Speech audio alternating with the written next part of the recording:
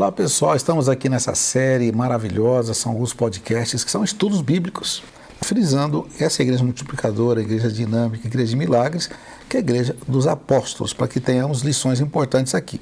Já percorremos bastante, hoje nós vamos começar o capítulo 26 do livro dos Atos, quem sabe até o 27, talvez até o 28, porque nós estamos caminhando pausadamente, explicando, e o pastor Ronaldo está aqui para nos ajudar. Bem-vindo, pastor Ronaldo. Que bom, né? A caminhada dos Atos dos Apóstolos é muito edificante, né?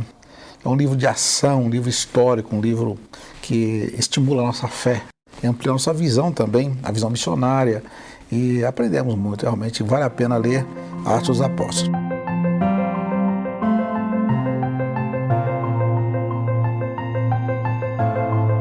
Muito bem, pastor. E aí, já que Paulo tinha apelado para César, né, e o imperador estava em Roma, né, capital do Império Romano na época, então Paulo tinha de ser enviado para Roma, né?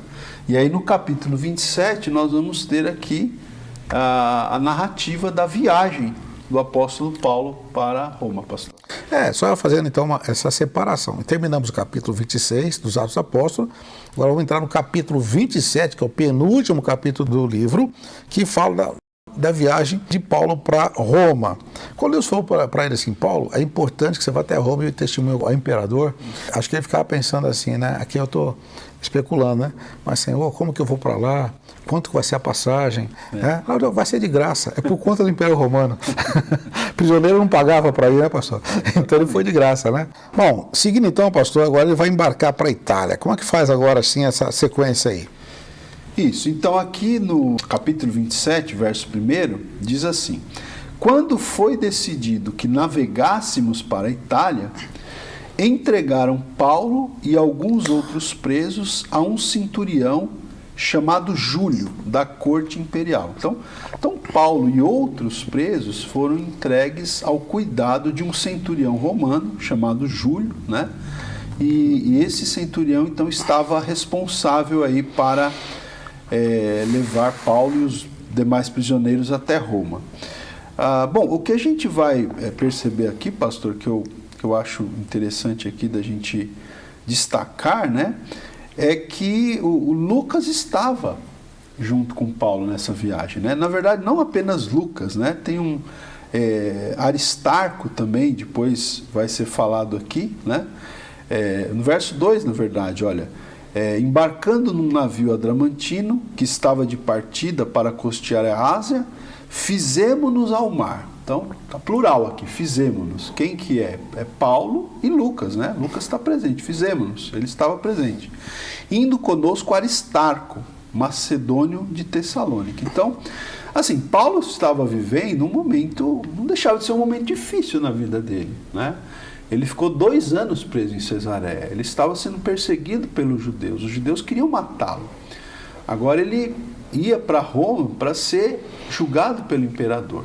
Mas ele não estava sozinho. Primeiro, porque Deus estava com ele. E segundo, porque ele tinha pelo menos 2 companheiros com ele viajando, né, nessa viagem. Que não era como hoje, uma viagem rápida, né, uma viagem demorada, de navio, e que a gente vai ver aí na sequência, teve várias intercorrências aí, mas Paulo não estava sozinho. Eu acho que isso era algo que trouxe bastante conforto para ele, né, pastor?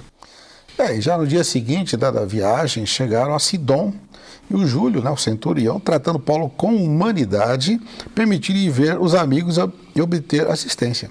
É interessante que a igreja já tinha crescido tanto, onde Paulo chegava tinha cristão, né, para atendê-lo. Né? Que bênção, né? É verdade. Que bênção, como tinha se espalhado pelo Império Romano, onde ele passava, onde ele chegava, e agora, inclusive, ele foi ver amigos para lhe dar assistência. Que bênção, né? Ali partiu sob a proteção de Chipre, tendo atravessado o mar ao longo da Cilícia e Panfilha, chegamos a Mirra, na Lícia. Aí, achando ali o centurião, um navio de Alexandria, que estava de partida para a Itália, nele nos fez embarcar. Aí foram navegando assim, vagarosamente, muitos dias. Então já começou a ficar difícil, né? E com dificuldade de fronte de Cnido, não sendo permitido prosseguir por causa do vento contrário, chegamos sob proteção de Creta, na altura de Salmona. E aí, costeando penosamente, chegamos a um lugar chamado Bons Portos, perto da qual estava a cidade de Lazéia. A viagem começa a ficar complicada, né, pastor? Exatamente. Aqui nesses versículos que o pastor Misael leu, né, nós já temos vários indícios aqui de que a viagem seria difícil. Né? Você vê, fala 2 vezes sobre ventos contrários, fala deles navegarem vagarosamente, né? Fala de dificuldades, né? Fala também que eles costearam um determinado lugar penosamente, né? Mas eles chegaram a um lugar, é interessante até o nome desse lugar, né? Bons Portos, né? E a partir do verso 9, novamente o texto vai dizer aqui, tendo-se tornado a navegação perigosa, né? E já passado o tempo do dia de jejum, admoestava-os Paulo. Então, aqui, pastor, interessante, fala aqui do dia do jejum, né? Esse dia do jejum aqui é o chamado dia do Yom Kippur, ou dia da expiação, e esse dia no calendário judaico, ele está muito próximo do inverno. Então, o que o autor Lucas está querendo dizer para a gente aqui é que estava muito próximo do inverno. E no inverno era muito mais difícil a navegação, ela era mais perigosa, né? E, então, quer dizer, somando todos esses fatores, né, o fato de eles chegarem em bons portos, mas com dificuldades, aí o inverno está perto, né? Diante de tudo isso, a Bíblia diz que o apóstolo Paulo vai ali fazer uma admoestação ao centurião, né? Enfim, as pessoas ali, verso 10... diz assim, senhores, vejo que a viagem vai ser trabalhosa, com dano e muito prejuízo, não só da carga e do navio, mas também da nossa vida. Então, a gente vê aqui o apóstolo Paulo, um homem temente a Deus, um homem de discernimento espiritual, né? Falando ali com o centurião, olha, é melhor a gente não seguir viagem, né? Mas o verso 11 vai dizer, mas o centurião dava mais crédito ao piloto e ao mestre do navio do que ao que Paulo dizia. Só o verso 12 aqui, não sendo o porto próprio para invernar, a maioria deles era de opinião que partissem dali, para ver se podiam chegar a Fenícia e aí passar o inverno, visto ser um porto de Creta, o qual olhava para o nordeste e para o sudeste. Então, pastor, o que a gente vê aqui, né, é que assim, eles vão viajar, né, já se adiantando um pouquinho, eles vão viajar, vai vir uma grande tempestade e vai acontecer um naufrágio. Essa tempestade, pastor, ao que tudo indica, poderia ter sido evitada. Sim. Isso? E como se pode evitar uma tempestade? Algumas são inevitáveis, né, pastor? Porque você te apoia no meio do caminho, sim, sim. Tal. Essa aqui podia ser evitada, porque Deus mostrou para o Paulo, ele teve discernimento. Acho que o próprio tempo, as próprias condições climáticas já indicavam, não era assim, uma coisa absurda, quando falava, a viagem vai ser trabalhosa, vai ter dificuldade. Mas havia, assim, um otimismo exagerado. Mas a gente chega em tal lugar, porque lá vai ser melhor para passar o inverno. Passar o inverno, você vai passar talvez 2 ou 3 meses. Esse Bons Portos, outro lugar ali era mais simplesinho, né? Que tal ir para um porto melhor, já que é para ficar um tempo maior e a gente vai ter mais conforto. Mas essa tempestade não foi evitada, aí teve que enfrentá-la. Né? Exatamente. Isso traz uma lição para nós, né? Que assim, como o pastor Misael bem disse, há tempestades na vida que são inevitáveis, né? Certo. A gente vai ter que passar de qualquer forma. Mas existem muitas tempestades na vida que a gente passa que poderiam ter sido evitadas, né? Como aqui no caso. Então, por exemplo, rapidamente aqui, o que a gente pode fazer para não entrar em tempestades nas nossas vidas? Observar as circunstâncias, né? O tempo estava dizendo que não valia a pena eles saírem dali. A impaciência, eles foram impacientes, né? O que fazer para não entrar em tempestades? Ouvir conselhos de pessoas tementes a Deus. Eles deveriam ter ouvido o apóstolo Paulo aqui, e não apenas os especialistas, né? Ouvir especialistas é bom, mas também precisamos ouvir as pessoas tementes a Deus, né? O comandante aqui, o melhor dizendo, o centurião, deu atenção apenas para o piloto e para o mestre do navio, né? E também não dá ouvidos à maioria, né? Ele terminou dando ouvidos à maioria. Enfim, nós temos que ter esse discernimento aqui para a gente evitar tempestades nas nossas vidas, pastor. Eles foram, até houve um vento tranquilo, soprando brandamente o vento sul, pensando eles que alcançaram o que desejavam, levantaram o âncora e foram costeando mais de perto a ilha de Creta. Então tem hora que parece que está tudo bem, tinha um vento brando, tranquilo, mas nós temos que ter um discernimento maior para não ficar assim iludido com uma falsa tranquilidade.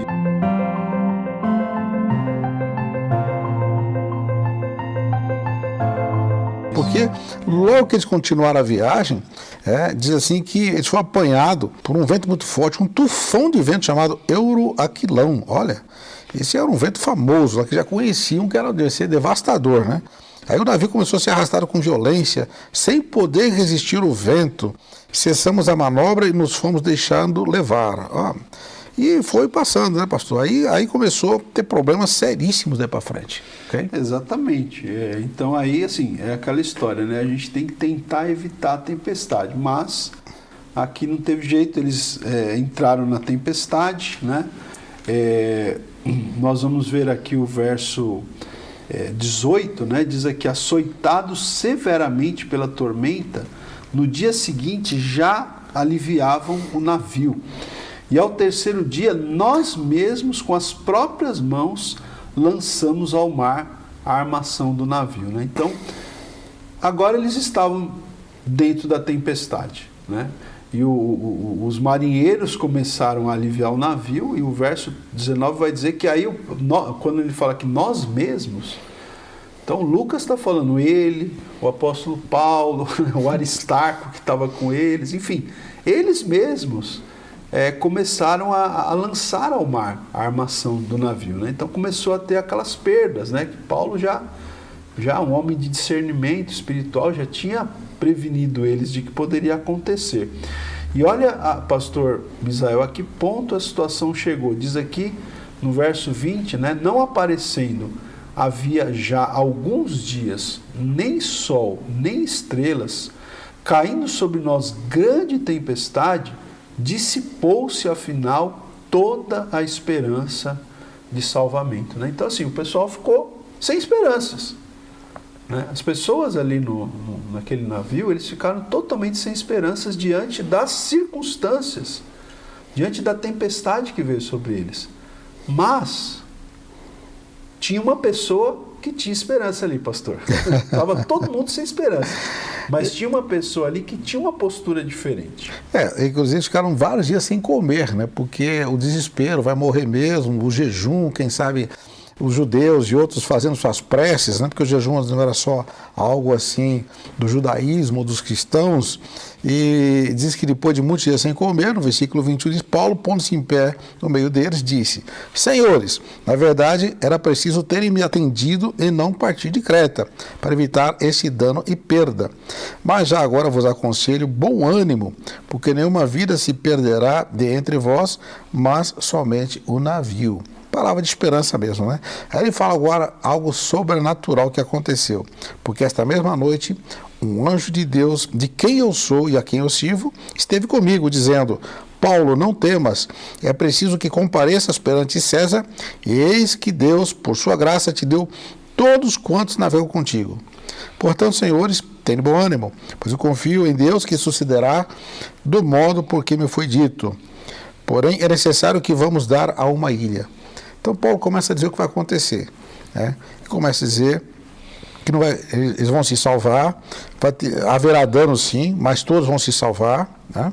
E Deus fala assim, uma expressão interessante quando Deus fala assim, eu te dei todos quantos navegam contigo, tipo assim, agora são seus, por causa de você que não vão morrer, Paulo, vão dever a vida para você. Muitas vezes as pessoas estão devendo a vida para nós, né? De alguma maneira, né? Não que a gente faça algo assim, mas Deus faz de tal maneira que a vida das pessoas pode depender da gente, como foi nesse caso aqui. Por causa do Paulo que estava lá e do plano de Deus tinha que ele chegasse até o César, Deus ia poupá-los por causa do Paulo. Quem sabe em algumas situações o avião não caiu, o trem não bateu, o navio afundou porque você estava lá. Deus pode usar você para salvar muitas vidas só pela sua presença em algum lugar. É muito interessante isso, né, pastor? Porque Deus tinha feito essa promessa, que ele ia comparecer perante o imperador, né? Sim. Então, Paulo não ia morrer, né? E Deus, por sua graça, deu, né, a Paulo todos os que estavam ali. Eu queria destacar aqui, pastor, rapidamente o seguinte. Eu disse agora há pouco, né, o que a gente deve fazer para não entrar na tempestade. Mas uma vez que a gente está enfrentando uma tempestade, né, seja talvez até por negligência nossa ou não, o que a gente deve fazer? Eu queria pontuar aqui rapidamente. Primeiro, você vê que eles jogaram, né, eles aliviaram o navio, né, eles tiveram que jogar a carga fora, né? Então, às vezes na tempestade a gente precisa fazer isso também, aliviar a bagagem, né, tirar tudo aquilo que está a mais, que está nos atrapalhando, né, que está sendo um peso, muitas vezes, sei lá, pensamentos, ressentimentos, né, sentimentos, ou até coisas, sei lá, até coisas materiais, coisas pesos que estão nos atrapalhando de seguir a jornada. Outra coisa o que fazer nesses momentos é a atitude, né? Porque a atitude de Paulo era diferente. Enquanto todos estavam desesperançados, Paulo tinha o quê? Ele tinha uma palavra de esperança, né? Ele tinha uma postura correta, ele se coloca de pé, ele incentiva ao bom ânimo. E tudo isso, pastor, era resultado da comunhão dele com Deus. Por quê? Porque o Senhor apareceu para ele aqui. Ele tá em comunhão com Deus mesmo nessa tempestade, né? Um anjo do Senhor aparece para ele aqui, né? Então, é isso, né? A gente tem que ter essa atitude diferente. E outra coisa, como o pastor já falou, é se apegar às promessas de Deus, aos propósitos de Deus. Paulo sabia que Deus tinha feito uma promessa de que ele ia comparecer perante o imperador. Então ele se apega a isso, ele se agarra a isso, né? E nos momentos de tempestade nas nossas vidas, nós também temos que nos agarrar, nos apegar às promessas de Deus, né? Para nós sairmos vitoriosos dessa situação. Então, aí depois ficaram, já era a 14ª noite que eles estavam ali sendo, né, jogados de um lado para o outro, e Paulo, ele viu que os marinheiros estavam tentando fugir porque já estavam vendo proximidade de alguma terra, e o Paulo recomenda, né, ao centurião, se ele se pular fora não vai salvar ninguém aqui, os marinheiros não podem fugir. Os soldados cortaram então aqueles barcos salva-vidas que estavam ali por perto, né, que eles tinham, e então cortou, né, os cabos do bote e deixaram afastar-se. E enquanto amanhecia, Paulo rogava a todos que se alimentassem, dizendo: hoje é o 14º dia em que, esperando, estáis sem comer, nada tem provado. Eu vos rogo que comais alguma coisa, porque disso depende a vossa segurança, pois nenhum de vós perderá nem mesmo um fio de cabelo. Olha a palavra profética, pastor, de ânimo, de esperança. Não vai se perder nenhum de vós aqui. E, tendo dito isto, tomando o pão, deu graças a Deus na presença de todos, e depois de o partir, começou a comer. Todos recobraram o ânimo e se puseram também a comer. Olha, da palavra de Paulo deixou todo mundo animado. Que benção, né? Quando você tem um profeta, mesmo no naufrágio, né? Ou pelo menos uma situação trágica como essa, que resultou no naufrágio, tem um profeta ali que diz: pode comer porque nem um fio de cabelo vai se perder. Exatamente. E é bem interessante também a gente continuar contrastando, né, a atitude dos outros em relação à atitude desse profeta de Deus que o pastor Misael falou. Porque você vê, os marinheiros, eles foram muito egoístas, né? Eles pensaram em salvar as próprias vidas, eles queriam fugir no bote, como o pastor Misael já leu, né? Então Paulo, ele percebe isso, ele é muito perspicaz, né? Ele fala isso para o centurião, né? Ou seja, Paulo, ele desarticula o egoísmo desses marinheiros e, ao mesmo tempo, Paulo está pensando no bem de todos. É muito interessante, porque enquanto os marinheiros são egoístas, pensam só em si mesmos, Paulo está pensando no bem de todos. Quando ele fala para o pessoal se alimentar, né? Ele incentiva o pessoal a se alimentar, porque não vai se perder nem um fio de cabelo, ele diz. E ele ora, né? O texto, o pastor vai dizer aqui no verso 37, que eram 276 pessoas nesse navio. Era bastante gente. Sim. Se a gente pensar que isso aconteceu há 2000 anos, né? Era um navio que levava quase 300 pessoas. E diante dessas pessoas, Paulo vai orar, né? Ele não se envergonha, ele ora, ele fala ali com as pessoas. E aí então o pessoal verso 38 diz aqui: refeitos com a comida, aliviaram o navio, lançando o trigo ao mar. Né? Então, o que fazer nos momentos de tempestade? Né? A gente precisa ter uma atitude diferente, né? Não sermos egoístas como aqueles marinheiros, mas sermos altruístas, como o apóstolo Paulo, né? Não pensando em si tão somente, mas pensando no todo ali, pensando em todos ali.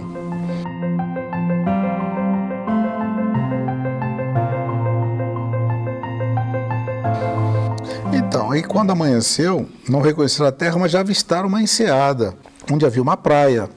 Então consultaram entre si se não podiam, né, encalhar o navio, havia esse perigo ali.